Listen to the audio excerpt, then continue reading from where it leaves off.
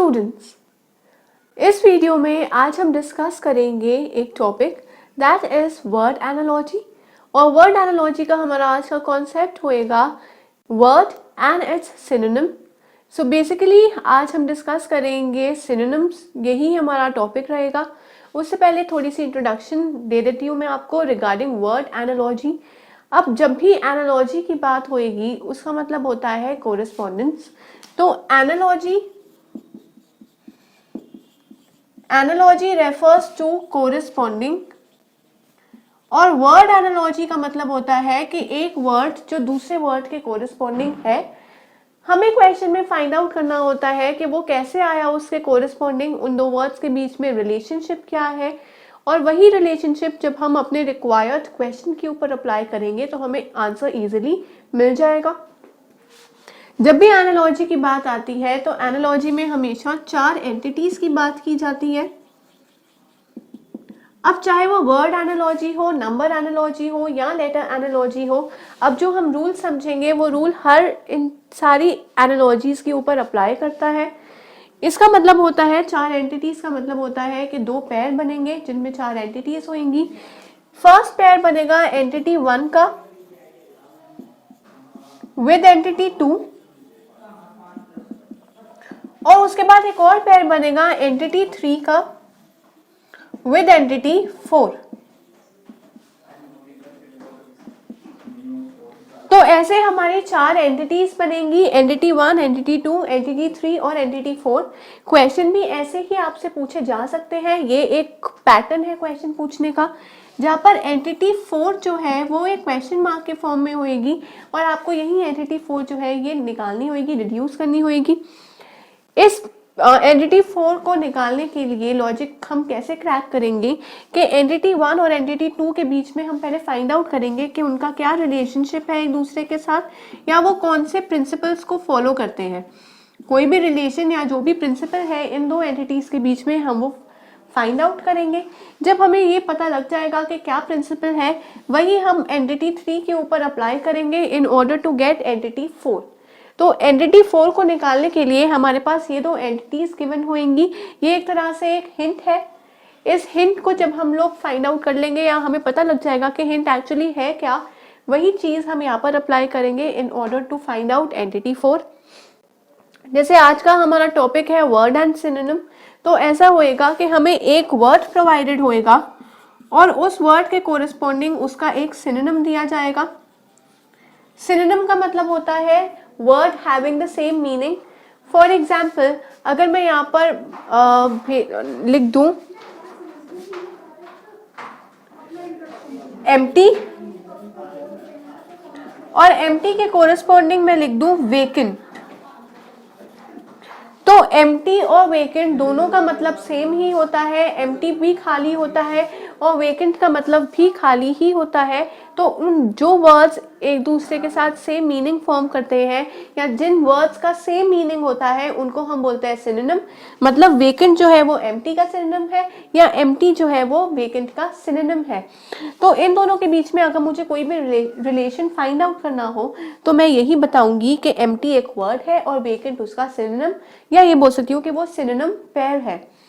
ऐसे ही अगर मैं यहाँ पर आपको बोल दूं कि एक मेरे पास वर्ड है दैट इज डिफेक्ट,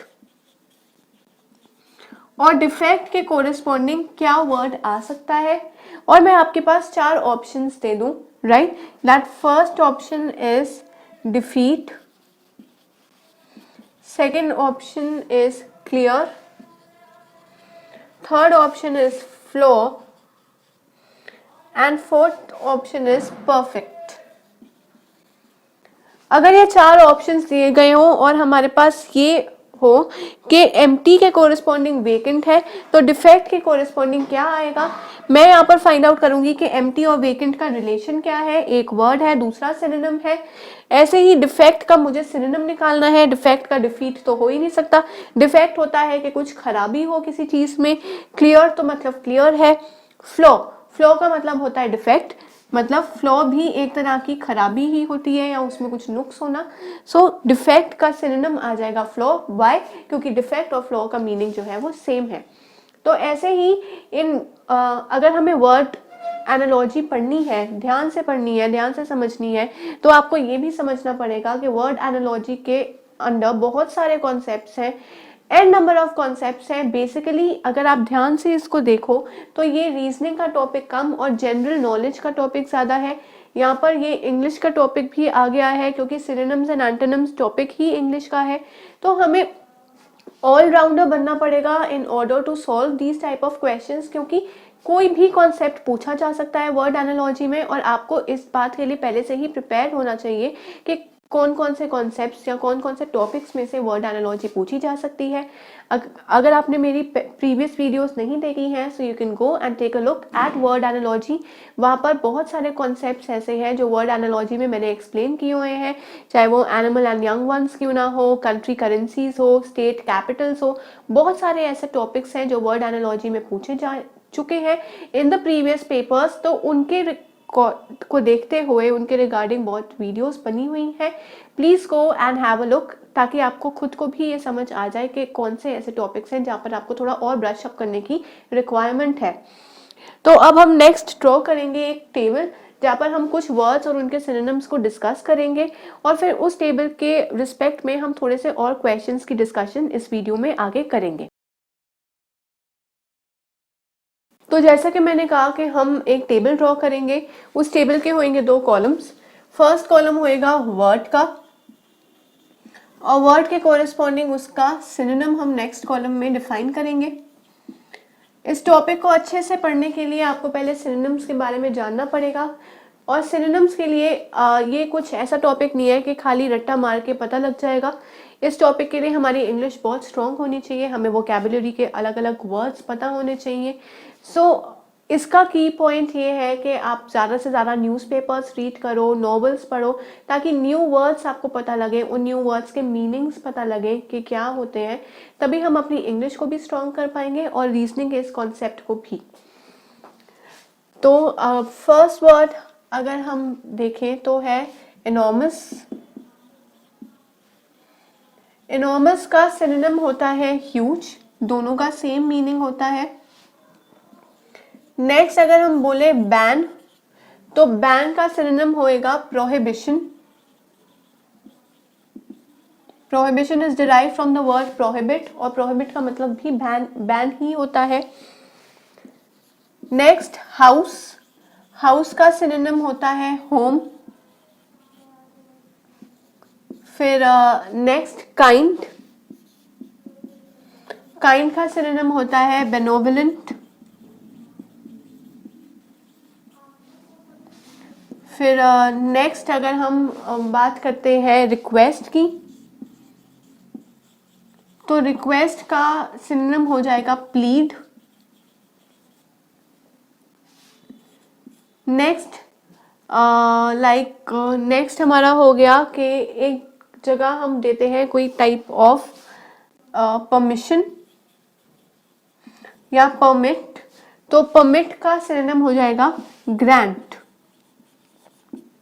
राइट, ये कुछ वर्ड्स हैं और उनके सिनोनिम्स हैं। अब इसके कोरिस्पॉन्डिंग हम कुछ और क्वेश्चंस डिस्कस करते हैं। फर्स्ट पैटर्न हम अपनी अभी डिस्कस कर चुके हैं कि हमारे पास एंटिटीज के फॉर्म में आ जाएगा। नेक्स्ट पैटर्न हमारे पास ऐसा भी आ सकता है that if house is related to home, if house is related to home, then what is happy related to? If house is related to home, what is happy related to? और हमारे पास options दिए गए हो sad, unhappy,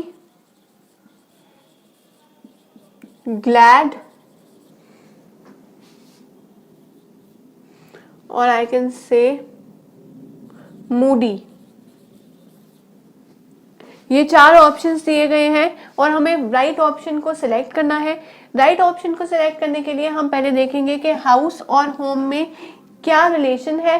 अब अगर मैं देखूं कि हाउस जो है that is synonym of home,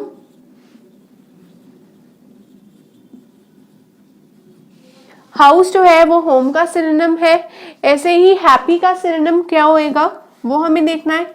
happy का मतलब तो होता है दैट यू आर ओवरजॉयड या खुश, तो सैड का मतलब तो दुखी होना होता है, ये नहीं होएगा। अनहैप्पी ये नहीं होएगा। लेकिन ग्लैड, ग्लैड का मतलब भी हैप्पी ही होता है, तो हैप्पी के कोरिस्पोंडिंग आ जाएगा glad. So glad will be our answer. तो ऐसे टाइप के क्वेश्चंस भी पूछे जा सकते हैं आपसे। ये एक दूसरा टाइप का पैटर्न है। अब हम समझते हैं थोड़े और पैटर्न्स जो इस टाइप के क्वेश्चंस में पूछे जा सकते हैं। So let's take a look at that question as well.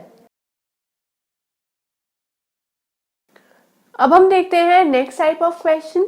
Next type में हमें दिया हुआ है कि choose the correct option. 4 option दिए हुए हैं, उसमें से हमें करेक्ट ऑप्शन चूज करना है।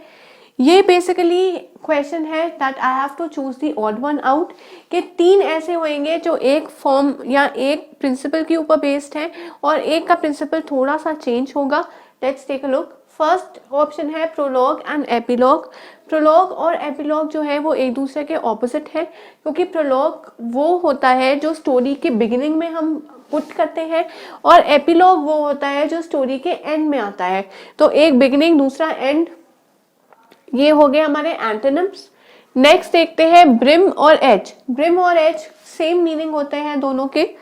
मास्टर एंड स्लेव, मास्टर तो होता है हेड और स्लेव होता है जो उसके अंडर काम करता है, तो ये भी ऑपोजिट हो गए।